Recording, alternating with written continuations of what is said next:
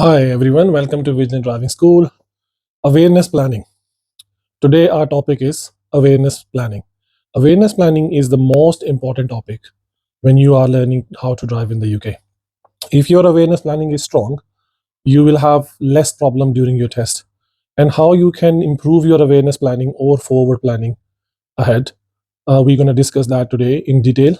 Uh, First of all, you need to understand that how we're going to do this awareness planning. When we are talking about awareness planning, the first thing you should be aware of when you are driving on the road, how far ahead you are supposed to look. When we ask this question to our students, most of them they say 2 cars length, 3 cars length, or up to 10 meters, 20 meters. But actual answer is you are supposed to look as far as you can see. And then you have to apply the routine called always scan, anticipate, and plan, ASAP. So you should be looking as far as you can see and then scan the road all the way towards you and then see what kind of hazard you are coming across. And then you need to prioritize your hazards as well. You need to see which hazard is more critical and more important, and you have to deal with that hazard first or second, or it's coming in a sequence. So once you have developed that understanding that you need to be looking well ahead on the road when you are driving, so you will be able to pick up the hazards earlier. The as early you pick up the hazard, the early you can anticipate and plan your action. So first thing, as soon as possible, you're going to do always scan, anticipate, and plan ahead. Now think about how many type of hazards you may come across on the road. There are different type of hazards, mainly two categories we have: static hazard and developing hazards. So in static hazards also we have two of them: traffic signs and road markings.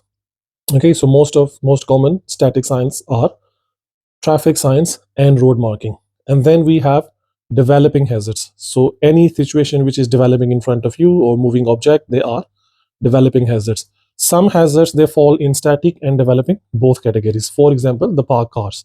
So if you're driving on a road and there are parked cars on your left or right or both sides, they are static hazards, as well as they can develop. They might pull out, they might open the door. So they can also be developing hazards. Zebra crossings or pedestrian crossings, they are static hazards, but can be developing. The lights could be changing, the people could be coming on it from the side of the road. So these kind of hazards are both static and developing. So first you need to be aware of what kind of hazard you are going to deal with. Now let's talk about the static hazards first. So we come across with the signs. Yes. So the signs, we have different shapes of them. We have the triangle sign, we have the circle shape, and we also have rectangular shape signs and some octagon shape sign as well. So think about the triangle signs are your warning signs. They're giving you alert, all sort of alerts. They're coming in the triangle signs, and the circle signs are the one giving you orders.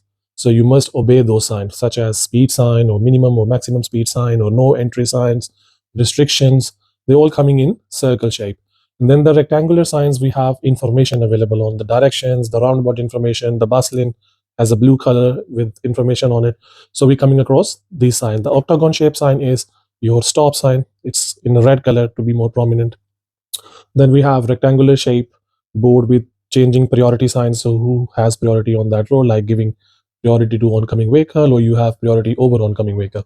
So these are the sign boards you will be looking for. Then road markings. So think about the road marking you can see on the road: single yellow line, double yellow line, single red, double red, white lines, zigzag lines, yellow zigzag lines, keep clears, yellow boxes, humps, speed signs, direction arrows on the road, a lot of other information, the destinations lay on a spiral roundabout. So you come across a lot of information on the ground as well. Most of the students I have noticed, they are driving, they're just looking ahead in the direction of their level of their eyes.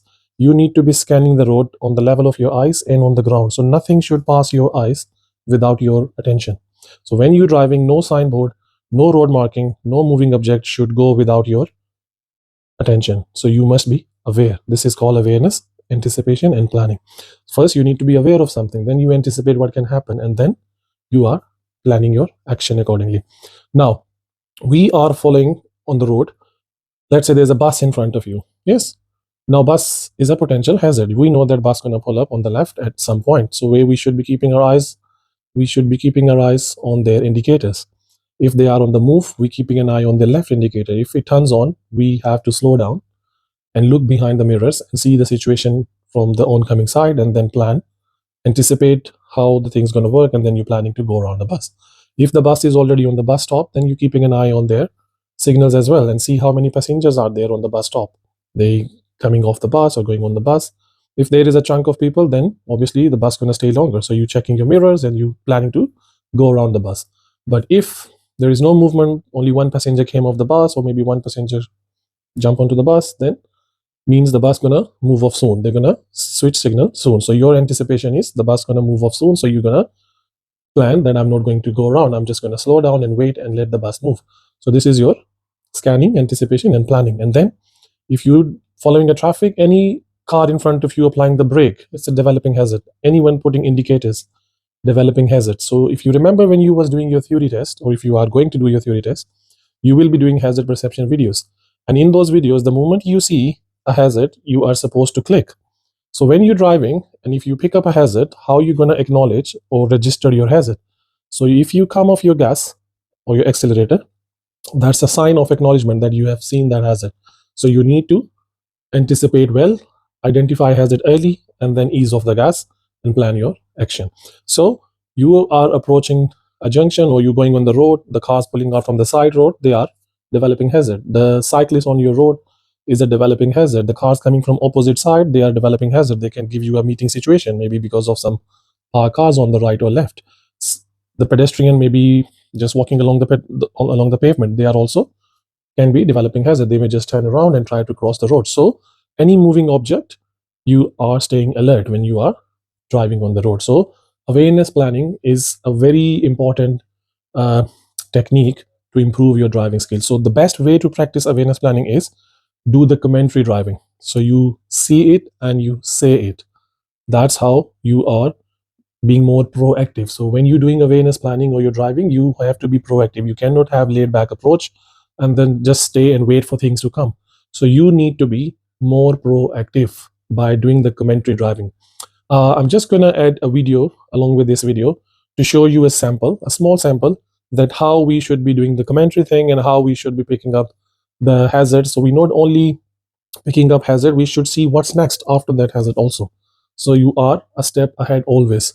The more aware you are in front of you, the better you are dealing with the situation. So not only paying attention ahead, you must be looking in your rear view and side mirrors to see what's behind you, how close they are, how they are driving. So are they keeping the safe distance? So you need to be aware of all your surroundings when you're driving. This is where most of the students, they lack and they fail, because they can't react on time because they were not aware of the things. So awareness planning, if somebody asks me 3 things how to pass, I will say work on your awareness planning, work on your use of mirrors, and follow your basic routines. You will be over the line. Person is crossing slowly.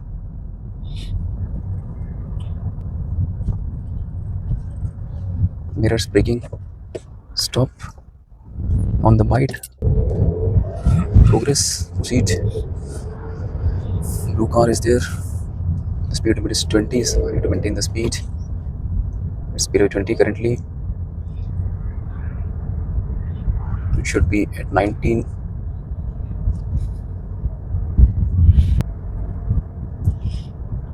Blue car is still behind me. Red car in front of me. Speed limit is still 20. So the bus stop on the left, increasing the speed to 19, 18.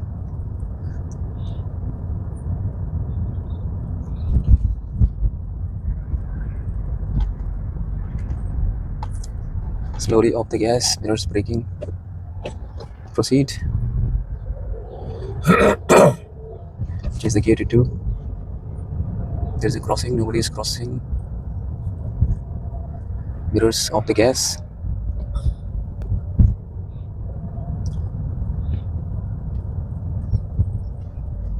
Mirrors braking. Yeah, proceed. Keep to the left. Mirrors braking. Proceed slowly. Progress. Off the gas. On the brakes. Proceed.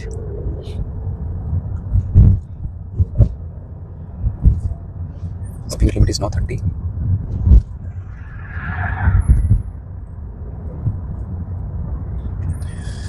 Bus stop on the left, going straight. White car in front of me. All light. Violet car behind me. Person is crossing. Keep to the left. Change it to gear 3. Increasing the speed to progress. 28 is fine. Traffic light is green, so we can proceed. There might be some speed cameras. There is a bend on the left. A red car move to the right. Some directions on the board. Progress.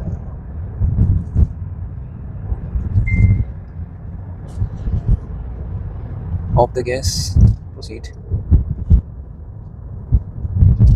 There's a bend on the right. Keeping to the left lane.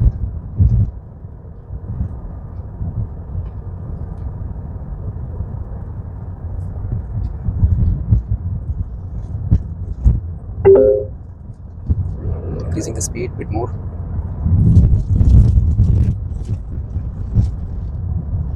There's a bus stop on the left. Speed camera is on. There's a cycle lane to the left.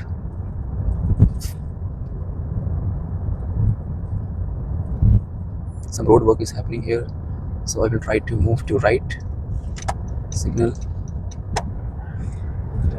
Increasing the speed, progress, and coming back to my lane. Sorry. Yeah, there's less room, so yeah, I will just keep to the right. Slow is bad. Okay, Mr. Sanish. So let's talk about that bus lane thing. Mhm.